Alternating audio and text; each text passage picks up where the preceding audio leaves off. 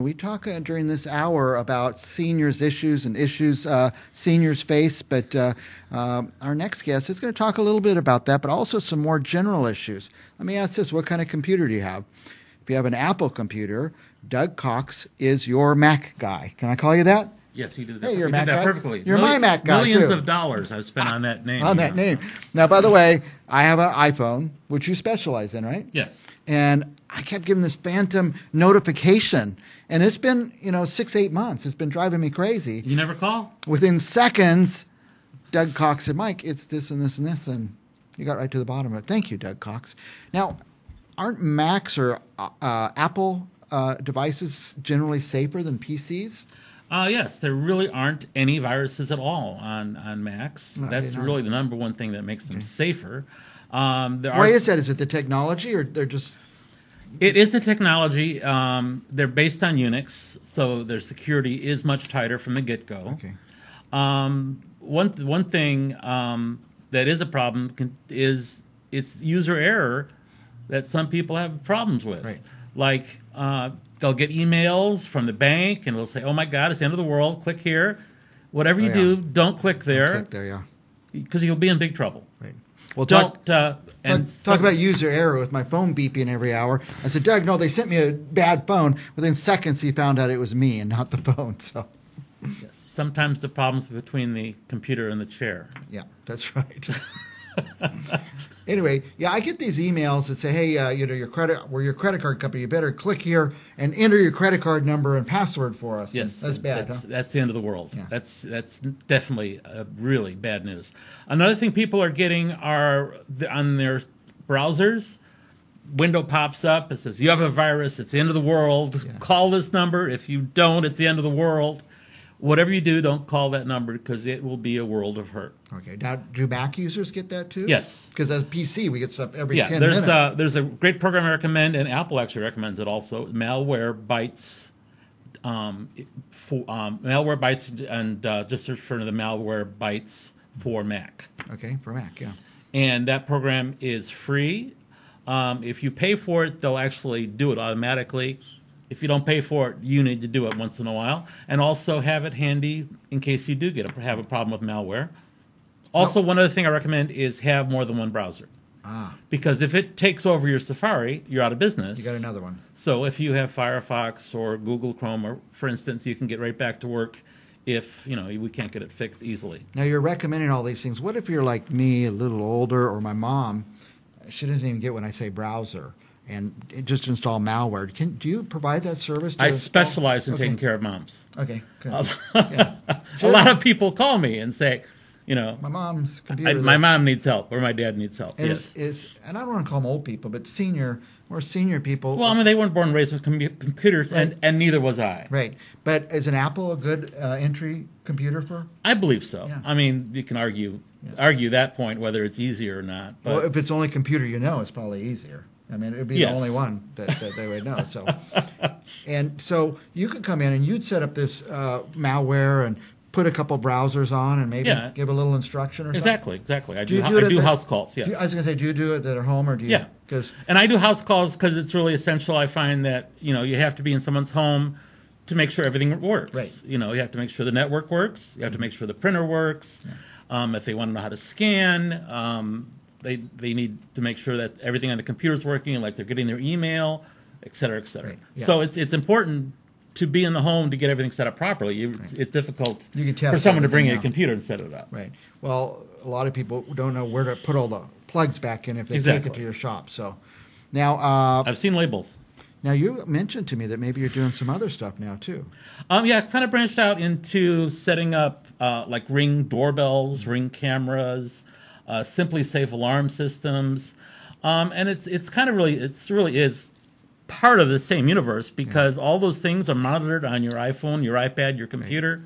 Right. You can get a notification on your phone or your iPad when someone's at your front door. You can maybe chase them away. Yeah.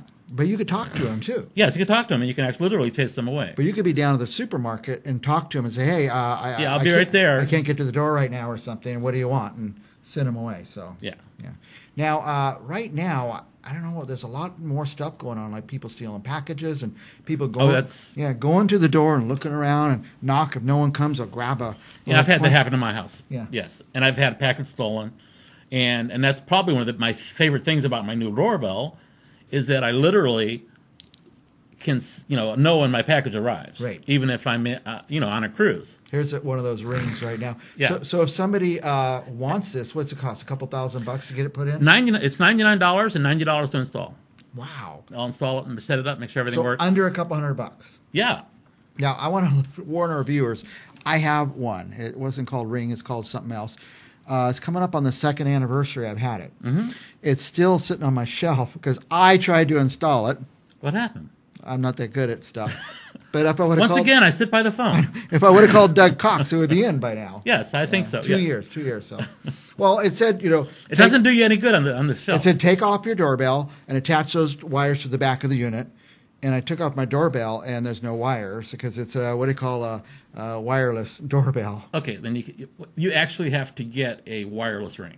Right. You might have to return that ring or sell it on eBay at this point. Yeah, the one I have, I should try to sell it. So sell it for $180 and have Doug come. Good luck with it. Good luck with that. $200. Doug Cox could have this whole thing set up for you, and you'd program the phone and everything. Yeah, make sure everything works. Sure. It pops up on your phone. You can see who's at your door. Exactly. And you'd make sure it works.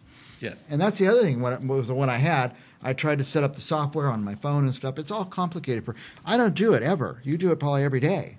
Well, yeah, almost. Yeah, or Not all quite, the time. But you probably done do it. hundreds and dozens of them compared to my 0. And I've had 0 success rate, too. So seniors especially, that ring could really be something for them. Oh, yes, definitely. When we say ring, it's a device you put outside. It's a camera, microphone system to talk to someone at your door. Even if you're not home, you can talk to them. Right. It's a nice feeling of security to keep an eye on your house even when you're not there. And you don't just have to have it out front. You can put them out back and monitor. I actually put one in my garage because I'm a junior senior, Junior senior. So once in a while I'll leave my house and I'll get 2 blocks away and I'll wonder if I close the garage door. Okay. I think everybody's done that. Yeah. So I had an extra camera. I put it in the garage. Nice. So now if I'm worried, if I shut the garage door, I can actually look on my phone and say, oh, good, I shut the garage door. I did close it, yeah. I do that all the time. Did I leave the iron on? Did I, lock the back door or whatever? So now, in this day and age, I mean, Macintosh computers were kind of for the cooler people and stuff. But now they still are. Now, but Apple's everywhere now. iPads, iPhones. It's actually the number one company. Yeah. Period. Probably see more iPads and iPhones out there than Apple computers. Yes, and iPhone is what really made Apple number one. Right. And I mean, they've sold, I think, over 1 billion phones. Yeah. Doug knows how to make these things work. So even if you just have your phone, he can show you some tricks or show you how to get past or how to get your email installed or different things like that. Our next Mac Club meeting next Tuesday night, 6:30, we are going to talk about filing on your computer and on your phone and iPad now. Okay. And we're going to spend the next hour kind of talking about all things iPhone and iPad. So if you have questions, you can bring them or come to the Mac group. Come for the lecture. You guys meet once a month? We meet the first Tuesday of the month. Okay.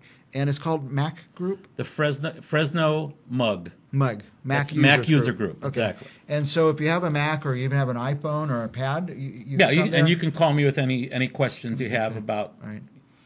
Now, the meeting or... I'll tell you one thing that confuses me is iCloud. My phone's always asking me if I want iCloud or do I want to store that to the iCloud. Tell us about that.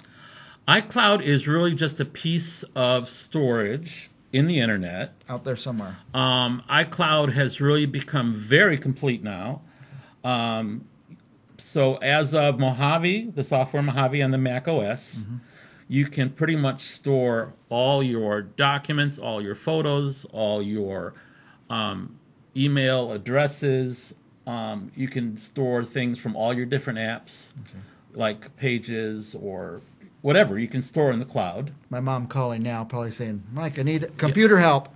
And it's a backup. Okay. I wouldn't trust it as your only backup. I want to be real clear about that. But it is a backup.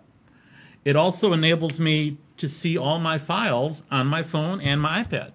So I can see everything on my desktop, everything in my documents folder from any of your devices. And see it anywhere in the world. Well, let me ask you this. This is what most people, many people do. In fact, I bet you have people come and say, hey, listen, I dropped my phone in the swimming pool. Can you help me recover my data? Then, I actually did not do that. Then you say, well, I would say, did you back it up? Exactly. Did you do Thank a backup? And we would say no. And then you could probably say, would the iCloud uncover that kind of incompetence? iCloud is a majority of your stuff. Okay. That's why it's not a true backup. It's not everything. It's better than the nothing that most In of us fact, have. I say on your iPhone, for instance, you have a choice of backing up to the cloud and backing up to your computer. You can do both. Yeah, I let it back up to the cloud every day. Once a week, once a month, I'll sit down and back it up to my computer because that is a more complete backup. Right. But you're a Mac guy, and Macs seem to go on forever. I'm a PC guy, so I'm switching out computers every couple months, and I thought, where did I last back it up to and stuff like that? So the cloud could help me overcome that whole thing. The cloud can help. Okay. Yes. So but like I said, it's not the only thing.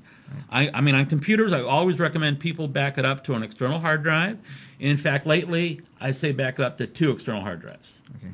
I mean, just for sure. The price is right. They're like $60 for a terabyte drive. Oh, okay. And that's almost free. Yeah. And, you know, how much is your stuff worth? Right. Everything. The pictures of my kids and our vacations. Years ago, I still remember I had a client call me. She threw away her documents folder. A lawyer. This is her living. Yeah. She just threw it away. I was able to get most of it back. But, Yeah. I mean, it was not easy. Right. But if she had a backup, it would have been a lot easier. Well, let's start by saying this.